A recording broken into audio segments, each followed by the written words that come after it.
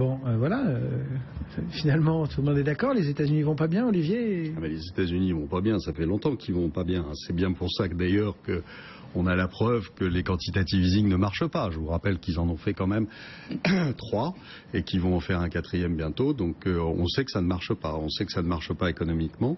On en a tous les jours la preuve. C'est bien d'ailleurs pour ça que le dollar baisse. C'est pas pour autre chose.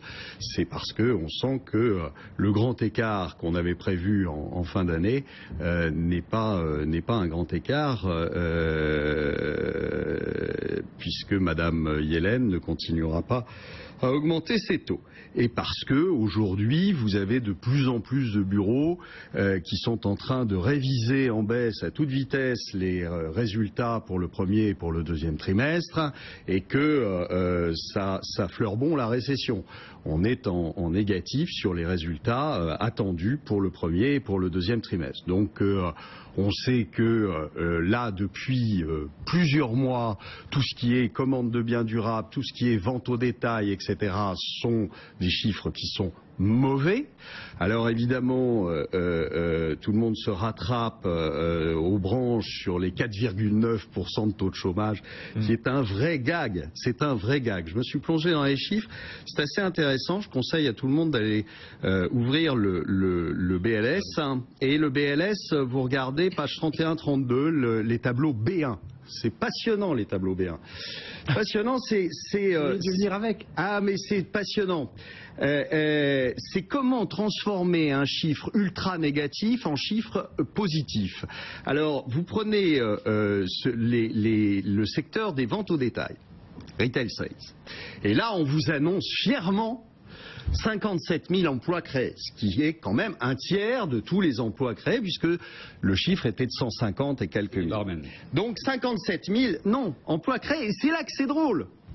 C'est que vous prenez le chiffre non ajusté, le vrai chiffre, d'accord, non ajusté, non bidouillé par une petite formule mathématique.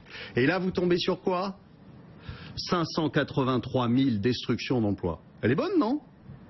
Comment transformer 583 000 en plus 57 000? Eh bien, c'est le bidouillage de l'ajustement saisonnier. C'est beau. Moi, je trouve ça beau. Daniel. Sauf que c'est pas la réalité. C'est-à-dire qu'on est toujours avec un taux de participation à l'emploi qui est au plus bas. Qui progresse. Le taux de participation. 62,7. Oui, soyons sérieux, soyons un chouïa sérieux. 62,5 au lieu de 62,7 au lieu de 62,5.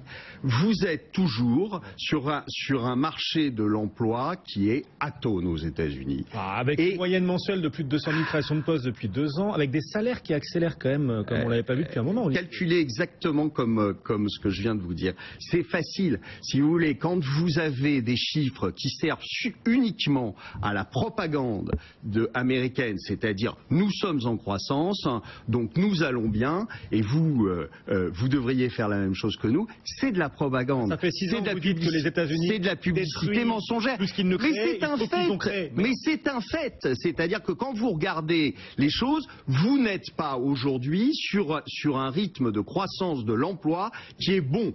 Parce que pendant ce temps-là, vous avez 300 000 gugus qui arrivent sur le marché tous les mois. Sauf que ils n'ont pas de boulot. Alors on vous dit 200 000 emplois créés, 200 000 emplois créés, c'est quoi? Il y a quoi? Il y a moins d'emplois. C'est passionnant. Moins d'emplois et plus de salaires, c'est ça? Mais c'est une moyenne, les salaires. Vous en faites ce que vous voulez de la moyenne des salaires. Retravailler comme dans tous les instituts statistiques, Olivier. Ça, il faut oui, je sais. Bon. Simplement, alors, le taux, effectivement, le taux est un tout petit peu élevé. Et le taux est peut-être un peu élevé. Alors, toutes les analyses peuvent être décriées.